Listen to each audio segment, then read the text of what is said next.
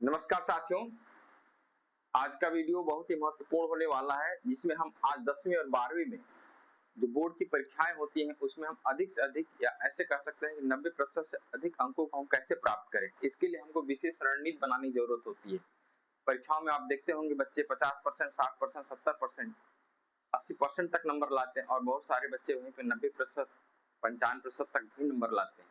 जो बच्चे 90% या 80% से अधिक अंक प्राप्त करते हैं और कभी-कभी जिले स्तर पर या राज्य स्तर पर टॉप करते हैं, वह एक विशेष रणनीति के तहत अपनी तैयारी करते हैं। तो आज का वीडियो हम आने वाले बोर्ड की परीक्षा की लिस्ट को देखते हुए बनाए हैं और हम चाहते हैं कि जो हमारे आने वाले बोर्ड की परीक्षाएं हैं 2026 में और सीबीएसई की परीक्षा है, इन परीक्षाओं को देखते हुए इस वीडियो को पूरा देखें और रणनीति को समझें और अधिक से अधिक अंक को प्राप्त करें। तो सबसे पहले हम देखते हैं, हमें सबसे पहले क्या करना चाहिए कि पूरे पाठ्यक्रम को समझना चाहिए। जो हमारा पाठ्यक्रम है हम उसको बड़ी ही गहनता से उसका अध्ययन करना चाहिए और फिर पूरे पाठ्यक्रम का प्रिंट आउट निकालना चाहिए। क्या निकाल के रख लेना चाहिए? Print out. उसका प्रिंट आउट हमारे पास हमेशा होना चाहिए ताकि मैं बुक पर या किताब को मैं जब पढूं तो उस पाठ्यक्रम को देखते हुए उसके अकॉर्डिंग या उसके आधार पर हम अध्ययन करें। उसके प्रिंट आउट को हमेशा देखते रहना चाहिए कि हम किस पाठ्यक्रम में किस भाग को पढ़ रहे हैं और उस भाग का गहन अध्ययन हम किस तरह से कर रहे हैं। इसके साथ साथ हमें पाठ्यक्रम के आधार पर बहुत सारे बच्चे कंफ्यूज रहते हैं कौन सा प्रश्न कितने नंबर का आ रहा है और कितने नंबर का पूछा जाएगा। इस तरह की हमेशा भ्रम बना रहता है। तो इसके लिए बच्चों को यह चाहिए कि जो पाठ्यक्रम हमारे पास है उस पाठ्यक्रम में अंक विभाजन भी होता है। उसके आधार पर हमको रणनीति बनाना चाहिए कि किस पाठ्यक्रम से या पाठ्यक्रम के किस अंक से कितने नंबर का प्रश्न पूछा जाएगा। इस पर हमको विशेष ध्यान देने की जरूरत है। तो सबसे दूसरा हमारी जो रणनीति होगी वह यह होगी कि अंक विभाजन पर हमें विशेष ध्यान देना चाहिए। अंक विभाजन पर हमारा जो ध्यान होना चाहिए बहुत विशेष होना चाहिए। इसके बाद पिछले वर्ष की परीक्षाओं में जो प्रश्न पूछे गए उसके आधार पर ये लिखा महत्वपूर्ण अध्यायों की सूची बनाना चाहिए। यानी जो प्रश्न लगातार पूछे जा रहे हैं या जो प्रश्न आए हैं उसके आधार पर जो अध्याय हैं, जो महत्वपूर्ण अध्याय हो जाते हैं, उनकी हमें एक अलग से सूची बना लेनी चाहिए। अलग से इसकी हमें एक सूची बनानी चाहिए ताकि हमको अध्ययन करने में और महत्वपूर्ण प्रश्नों की एक सूची तैयार करने में आसानी हो सके। इसके बाद हर अध्याय को कम से कम 3 से 4 बार अवश्य पढ़ना चाहिए। जो भी अध्याय मेरे पास है, जो पाठ्यक्रम है उसमें जो अध्याय है उसको कम से कम हमको 3 से 4 बार अवश्य पढ़ना चाहिए। और इसके साथ साथ अध्याय के अंत में जो प्रश्न का उत्तर है, प्रश्न जो लिखा उसका उत्तर हमें स्वयं लिखना चाहिए।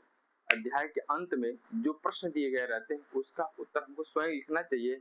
और इसके साथ साथ प्रश्न के अंत में, अध्याय के अंत में उदाहरण, गतिविधियां और अभ्यास प्रश्न लिखे रहते हैं जिसको हमें छोड़ना नहीं चाहिए। उदाहरण के साथ हमको अध्ययन करना चाहिए, उसके साथ साथ उसमें जो गतिविधि लिखी है और जो अभ्यास प्रश्न लिखे गए हैं इसका हमें अध्ययन अवश्य करना चाहिए।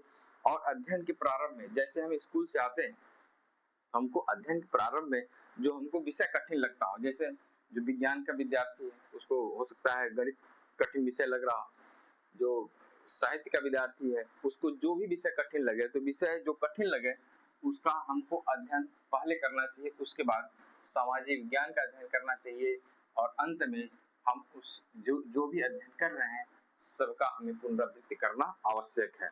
और प्रतिदिन अध्ययन करने पर कम से कम 6 घंटे ध्यान देना चाहिए। 6 घंटे से कम हमको नहीं पढ़ना चाहिए। 6 घंटा हमें अवश्य अपने अध्ययन पर ध्यान देना चाहिए। हमें स्वयं से लिखकर पढ़ना चाहिए। करते क्या हम लोग किताब को लगातार पढ़ते रहते हैं और लिखने की प्रैक्टिस नहीं करते हैं। ये हमारी सबसे बड़ी भूल होती है। हमको चाहिए कि लगातार लिखना चाहिए, लगातार हमको लिख करके पढ़ना चाहिए और लगातार पढ़ने के साथ साथ हमको लिखना चाहिए जिससे हमारी लिखने की जो निरंतरता है, वाक्य की जो निरंतरता है वह लगातार बनी रहती है। इसके साथ साथ यदि हम विज्ञान के विद्यार्थी है और हमें गणित क्या इसमें बार बार अध्ययन करना चाहिए। गणित के प्रश्नों को लगातार अध्ययन करना चाहिए और इसके जो सूत्र हैं उसको याद करके रखना चाहिए। कम से कम हमारे पास 5 से 10 वर्ष, कम से कम हमारे पास 5 से 10 वर्ष की प्रश्न पत्र अवश्य, 5 से 10 वर्ष के 5 से 10 वर्ष जो प्रश्न पत्र अवश्य होना चाहिए। कम से कम हमारे पास कितने 5 से 10 वर्ष के प्रश्न पत्र अवश्य होना चाहिए। और इसमें बार बार जो पूछे जाने वाले प्रश्न हैं इनको चिन्हित करना चाहिए कौन से ऐसे प्रश्न हैं जो लगातार पूछे जा रहे हैं। हर सप्ताह 1 से 2 पूर्ण पेपर को अवश्य हल करना चाहिए और इस माहौल में अध्ययन करना चाहिए कि जैसे लग रहा है कि मैं बोर्ड की परीक्षा दे रहा हूँ। इस तरह से हमको 1 से 2 पेपर को अवश्य हल करना चाहिए और उसमें हम जो गलतियां करते हैं उसका मूल्यांकन करना चाहिए। उसमें हम जो गलतियां करें उसकी एक सूची बनाएं, जो गलतियां करें उसकी हमें सूची बनाएं। इसके साथ साथ हमको विषयवार रणनीति बनानी चाहिए। जब विषयवार अध्ययन करें तो उसमें गणित का प्रतिदिन अभ्यास करें, गणित के प्रश्नों को लगाएं और उसको समझें। इसके बाद जो विज्ञान में अवधारणाएं हैं, परिभाषाएं हैं, उनके चित्र हैं, इनको प्रतिदिन लिखने का प्रयास करें। इसके साथ साथ सामाजिक विज्ञान में विशेषकर भूगोल विषय मानचित्र और इतिहास में तिथियों को याद करने में आपको बहुत अधिक ध्यान देने की जरूरत पड़ेगी। इसके साथ साथ हिंदी अंग्रेजी में लेखन कौशल और आपका व्याकरण, इसके साथ आपके पाठ्य पुस्तक में पूछे गए प्रश्नों पर अधिक से अधिक ध्यान देने की जरूरत है।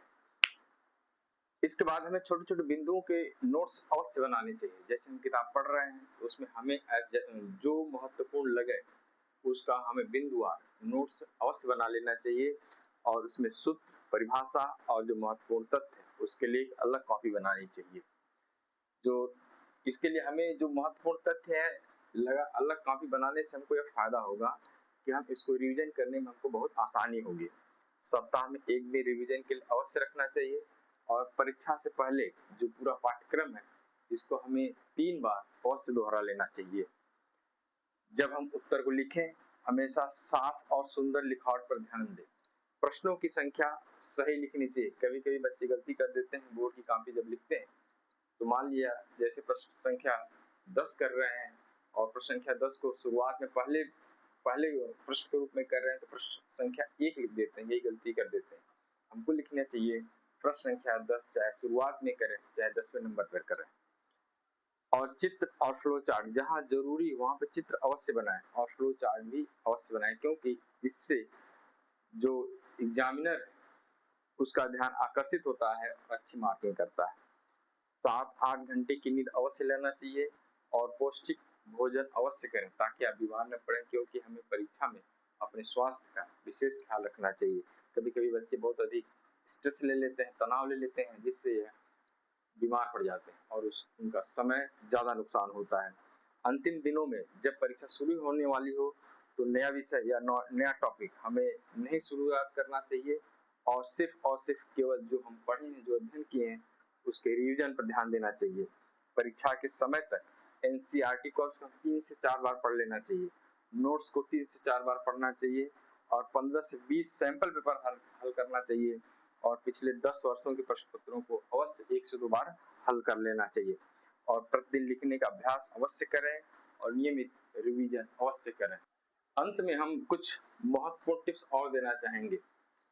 प्रश्न के आधार पर जब हम प्रश्नों को देखें, प्रश्न की जो प्रकृति होती है उसमें 4 तरह के प्रश्न अधिकांशतः पूछे जाते हैं। नंबर 1 बहुविकल्पी,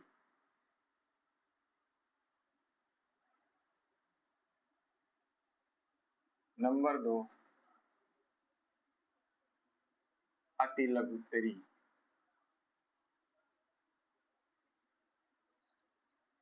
नंबर 3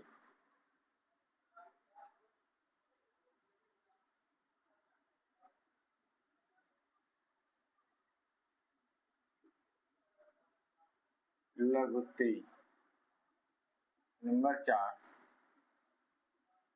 दीर्घ उत्तरी। इनका भी अध्ययन करना हमारे लिए बहुत ही जरूरी है। जब भी हम प्रश्नों को सॉल्व करें या जब भी अध्ययन करें हमें बहुविकल्पी पे बहुत ध्यान देने की जरूरत है। बहुविकल्पी पर इसीलिए बहुत अधिक ध्यान देने की जरूरत है। मान लिया 10 नंबर के बहुविकल्पी हैं, आपने 10 में 10 सही किया है तो आपके पूरे 10 नंबर मिलेंगे। पूरे 10 अंक मिलेंगे, पूरे 10 अंक। अगर एक भी आपने इसमें गलत कर दिया या 4 गलत कर दिए तो आप इसमें 4 नंबर आप काट लिए जाएंगे। इसके बाद अति लघु उत्तरी।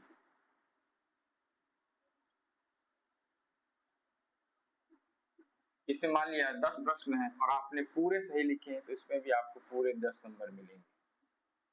इसमें अंक नहीं कटता है या यदि अंक काटे भी जाते हैं तो पूरे अंक काट लिए जाते हैं। इसके बाद तीसरे पर है लघु उत्तरी प्रश्न। लघु उत्तरी प्रश्न को जब हम सॉल्व करते हैं या जब लिखते हैं तो इसमें थोड़ी सी कुछ गड़बड़ी होती है, जैसे व्याकरण संबंधी त्रुटि हो या मात्रा संबंधी त्रुटि हो, तो इस तरह की त्रुटि होने पर कुछ मार्क्स काट लिए जाते हैं। मान लिया 10 नंबर का है और जब इसका मूल्यांकन होता है तो इसमें 8 से 9 नंबर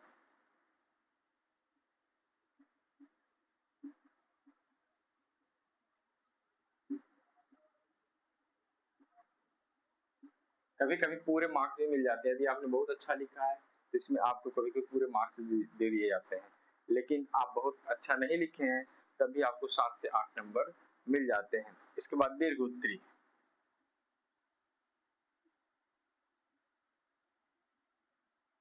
दीर्घ उत्तरी यदि आप मान लिया एक प्रश्न 10 नंबर का है, आप बहुत अच्छा लिखेंगे, इसमें भी 8 से 9 नंबर मिलेंगे।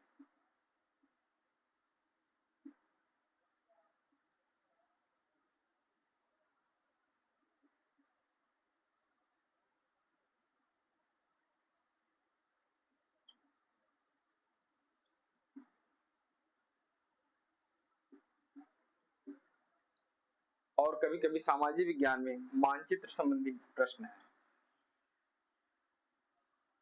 इसकी हमें लगातार प्रैक्टिस करनी चाहिए। मानचित्र संबंधी प्रश्न का हमें लगातार अभ्यास के माध्यम से प्रैक्टिस करना चाहिए, क्योंकि मानचित्र संबंधी जो प्रश्न होते हैं अगर पूरे सही हैं तो इसमें 10 में 10 अंक प्राप्त होते हैं, अगर एक भी गड़बड़ी तो उसमें से नंबर काट लिए जाते हैं। इस तरह अगर हम देखें तो बहुविकल्पी, अति लघु उत्तरी और मानचित्र संबंधी प्रश्न बहुत ही महत्वपूर्ण है, जिससे हमारी मेरिट बनती है, हमारे अच्छे नंबर प्राप्त होते हैं। और उसके बाद हमें लघु उत्तरी और दीर्घ उत्तरी पर भी उतना ही फोकस या ध्यान देना चाहिए जितना हमें छोटे छोटे प्रश्नों पर ध्यान देना चाहिए। कभी भी हमें छोटे प्रश्नों की अनदेखी नहीं करनी चाहिए। छोटे प्रश्नों की अनदेखी करने का मतलब है कि हम मेरिट में कहीं कहीं पीछे हो रहे हैं। तो हमें सबसे पहले यह ध्यान रखना चाहिए कि हमारे जो छोटे प्रश्न हैं जिसमें हम 1 या 2 नंबर प्राप्त करते हैं, मेरी पूरी कोशिश होनी चाहिए कि हम पूरे अंक प्राप्त करें। यदि जानकारी अच्छी लगी हो तो लाइक करें, कमेंट करें, शेयर करें। धन्यवाद।